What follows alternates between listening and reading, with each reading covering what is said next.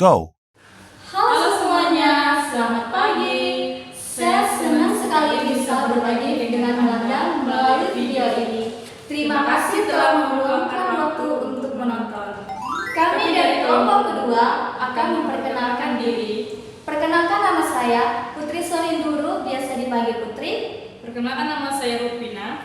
Dan di sini kami akan membahas tentang materi dasar teologis misi dalam Perjanjian Baru. Contoh misi Paulus Dan hubungan misi dengan kerajaan Allah.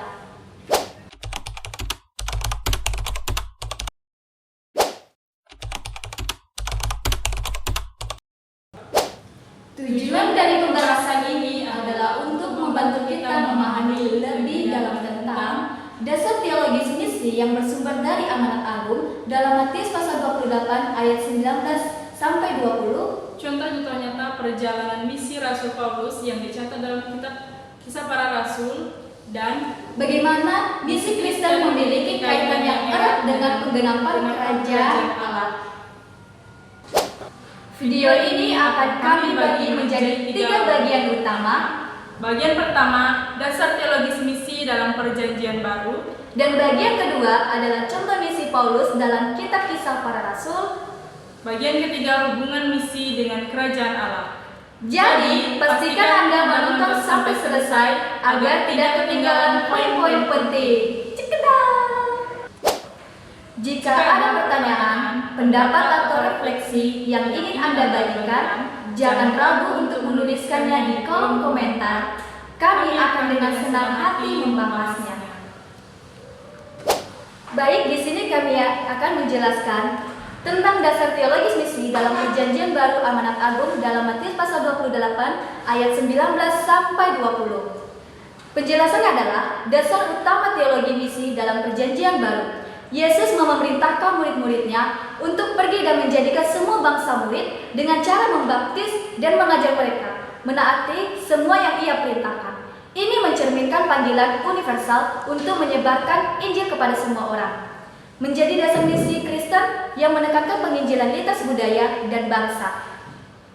Ayat ini mengandung beberapa elemen penting. Yang pertama, perintah pergi. Pergi adalah tindakan aktif yang menunjukkan bahwa misi tidak hanya berpusat pada menerima orang, tetapi mencari mereka. Dan yang poin yang kedua, menjadikan murid. Fokus misi adalah pertumbuhan spiritual yang menghasilkan murid Kristus yang sejati, bukan hanya pengikut sementara. Dan yang ketiga, baptisan. Baptisan dalam nama Bapa, Anak, dan Roh Kudus menjadi tanda masuk ke dalam komunitas iman. Dan yang keempat, pengajaran. Menyampaikan semua ajaran Kristus, menegaskan bahwa misi mencakupan penginjilan dan pemuridan secara komprehensif.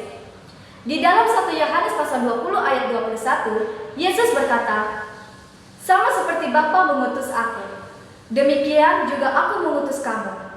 Misi adalah partisipasi umat Allah dalam misi Allah sendiri, yaitu Missio Dei. Yang kedua adalah Kisah Para Rasul pasal 1 ayat 8. Amanat misi juga mencakup kekuatan dari Roh Kudus yang memungkinkan murid-murid menjadi saksi dari Yerusalem hingga ke ujung bumi. Contoh misi Paulus dalam kitab Kisah Para Rasul. Gambaran misi Paulus. Paulus adalah salah seorang tokoh utama dalam pengembangan misi Kristen pada masa awal. Ia menjalankan misi lintas budaya dan menunjukkan geografis pentingnya keterlibatan dalam konteks lokal. Paulus menjadi contoh konkret dari pelaksanaan misi ini. Dalam Kisah Para Rasul, ia melakukan beberapa perjalanan misi, antara lain yang pertama, perjalanan pertama dalam Kisah Para Rasul pasal 13 sampai 14, yang menjadi poinnya yaitu poin pertama, perjalanan Kisah Para Rasul pasal 13 sampai 14. Fokus pada wilayah Galatia. Bagian B, tantangan penolakan dari beberapa komunitas Yahudi dan ancaman fisik seperti di Listra. Terdapat dalam Kisah Para Rasul 14 ayat 19. Dampak banyak jemaat baru didirikan. Perjalanan kedua berdasarkan Kisah Para Rasul 15 ayat 36 sampai 18 dan pasal 22. Paulus bersama Silas membawa Injil ke Eropa untuk pertama kalinya. Penginjilan di Filipina menghasilkan baptisan Lydia dan penjaga-penjaga berdasarkan Kisah Para Rasul pasal 16. Tantangan, penolakan di Tesalonika dan penganiayaan di Berea. Yang ketiga, perjalanan dalam Kisah Para Rasul pasal 18 ayat 23 sampai 21 dilanjutkan pasal 17. Pengajaran intensif di Efesus selama 3 tahun, kemudian menghadapi pertentangan dari penyembah Artemis, Kisah Para Rasul pasal 19, menyediakan dasar teologis untuk jemaat melalui surat-suratnya.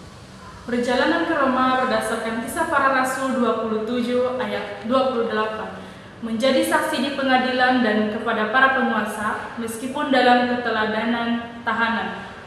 Pelayanan terus berlanjut di Roma dengan rumahnya menjadi pusat pengabaran Injil. Di sini ada beberapa prinsip misi Paulus. Yang pertama adalah kontekstualisasi, menyesuaikan pesan Injil dengan audiensnya. 1 Korintus pasal 9 ayat 22. Dan yang kedua, kerjasama. Bekerja dengan mitra seperti Barnabas, Silas, dan Timotius. Dan yang ketiga adalah ketekunan, menghadapi penganiayaan dengan iman. Berikut adalah hubungan misi dengan kerajaan Allah adalah inti pesan Yesus dan misi para rasul. Hubungan antara misi dan kerajaan Allah dapat dijelaskan sebagai berikut. Misi memiliki hubungan erat dengan kerajaan Allah karena misi adalah sarana untuk mewujudkan kerajaan Allah di bumi. Injil yang diberitakan bertujuan membawa orang masuk ke dalam hubungan dengan Allah yang pada akhirnya menciptakan masyarakat yang hidup dalam kebenaran, damai, dan kasih. Kerajaan Allah bukan hanya mencakup penginjilan, tetapi juga pemulihan secara menyeluruh, termasuk dalam aspek sosial, ekonomi, dan keadilan. Misalkan, poin pertama, perwataan kerajaan. Injil yang diberitakan adalah kabar baik tentang kerajaan Allah, di mana Yesus memerintahkan sebagai raja. Terdapat di dalam Alkitab Markus pasal 1 ayat 14 sampai 15. Dan yang kedua, pemulihan hubungan dengan Allah. Misi bertujuan membawa manusia kembali ke dalam hubungan dengan Allah, mempersiapkan mereka untuk kehidupan kekal. Dan yang ketiga, dimensi sosial. Kerajaan Allah melibatkan keadilan, kedamaian, dan kasih. Oleh karena itu, misi tidak hanya fokus pertobatan individu, tetapi juga pada transformasi komunitas melalui karya pelayanannya. Dan yang keempat, pengharapan ekstakologis.